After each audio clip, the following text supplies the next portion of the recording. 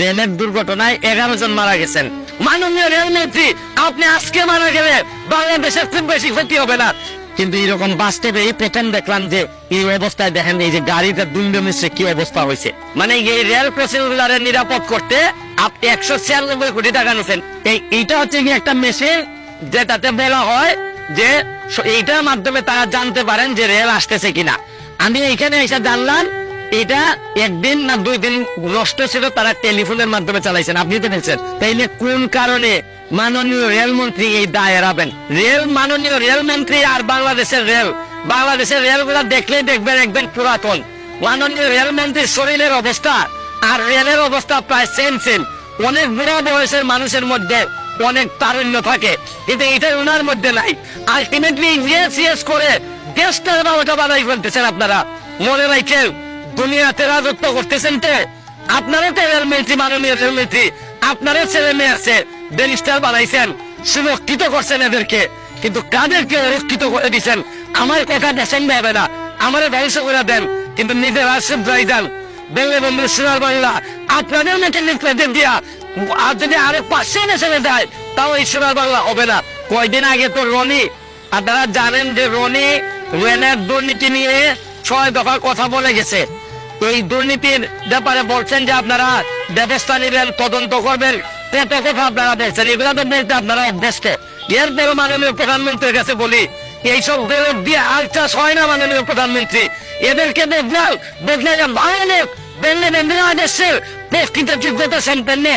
এদেরকে দিয়ে এগুলা চালান, তাইলে দেখবেন দেশটা আগাবে। শুরু করিতেছি মহান আল্লাহর নামে, যিনি পরম করুণাময় এবং অত্যন্ত দয়ালু।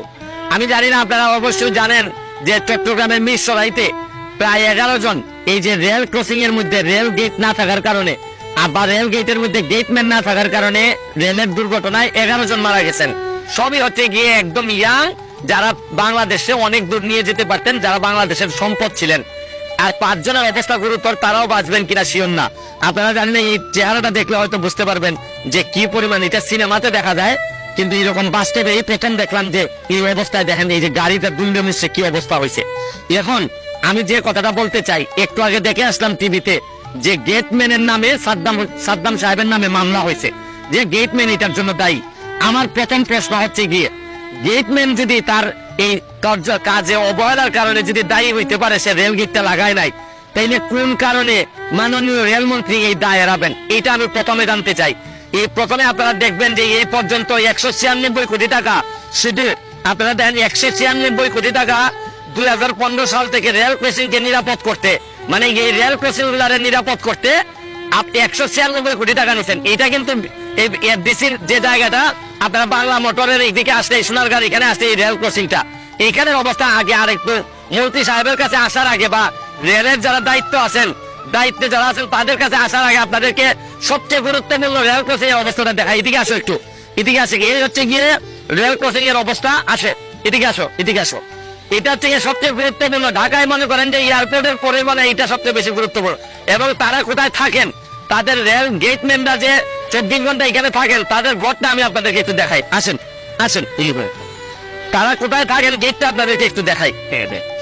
এইদিকে দেখেন, আসো, এদিকে নিয়ে আসো। হ্যাঁ, এই যে দেখেন এই ঘরটাতে তারা থাকেন, এই অবস্থাটা দেখেন। এইটা হচ্ছে কি একটা মেশিন যেটাতে বলা হয় যে এইটার মাধ্যমে তারা জানতে পারেন যে রেল আসতেছে কিনা।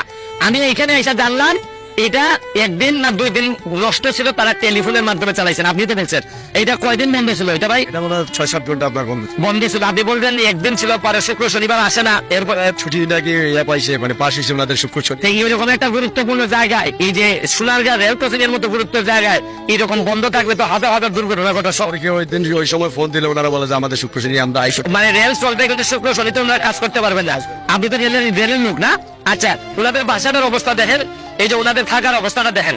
এটা হচ্ছে গিয়ে এই যে এই যে সোনারগাঁ রেল গেটম্যানরা থাকেন, তাদের অবস্থাটা দেখেন। এবার আসেন আবার বক্তব্য রেল ক্রসিং এ যাই। আমাদের মাননীয় মন্ত্রী সাহেবের ব্যাপারে কথা বলতে চাই। আসেন, কয়দিন আগে তো রনি, আপনারা জানেন যে রনি রেলের দুর্নীতি নিয়ে 6 দফার কথা বলে গেছে। এই দুর্নীতির ব্যাপারে বলছেন যে আপনারা ব্যবস্থা নেবেন, তদন্ত করবেন, কথা আপনারা দেখছেন, এগুলো তো বলতে আপনারা অভ্যস্ত, আপনারা অনেক ভাবে বলতে পারেন। আসেন, এবার আমি আপনাদেরকে বলি, এই রেল ক্রসিং এর এখানে বেশে আপনাদেরকে যেটা বলি, বাংলাদেশে এরকম রেল ক্রসিং আছে 2700। আমি যতটুকু জানছি 2700 রেল ক্রসিং আছে। এর মধ্যে স্বাধীনতার পরে এই পর্যন্ত 150 কিলোমিটারের বেশি রেল আর বাড়ে নাই। 2700 ক্রসিং এর মধ্যে নাকি 1400 ক্রসিং রেল ডিপার্টমেন্ট তারা তাদের নিজের মনে করেন না। এটা নাকি বিভিন্ন জন যে যার মতো করে দিও দিছে, কেউ দিও দেয় নাই। কিন্তু এই অবজেকশন কিন্তু রেল মন্ত্রণালয় দেন নাই।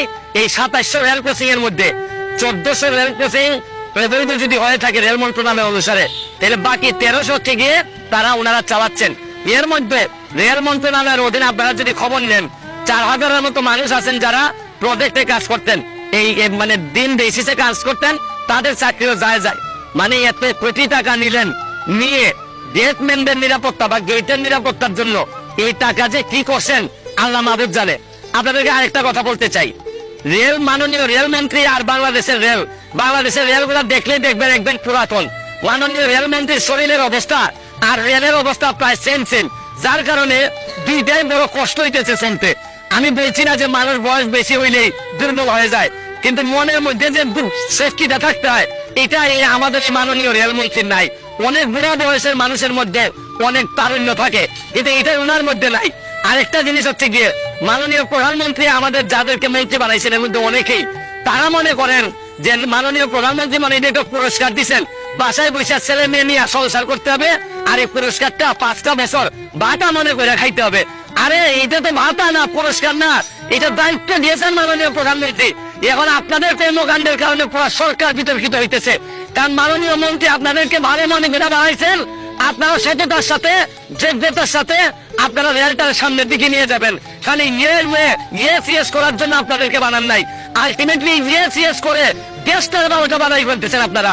আজকে যে 12টা-11টা ছেলে মারা গেছে, আমি হরফ করে বলতে পারি 11টা ছেলে মাননীয় রেল মন্ত্রীর চেয়ে বেশি কোয়ালিফাইড। আপনারা খবর নিয়ে দেখেন, এরা বাংলাদেশের মাননীয় রেল মন্ত্রী।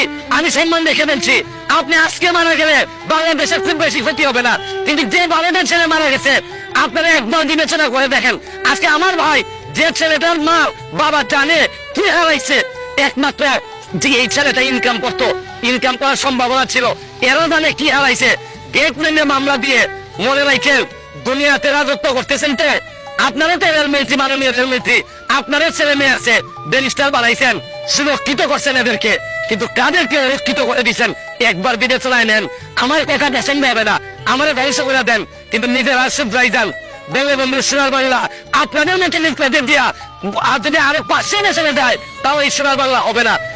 এই ফ্যামিলিগুলো ক্ষতিপূরণ কে দিবে? এই 11টা ফ্যামিলি রাস্তায় বেশি যাবে।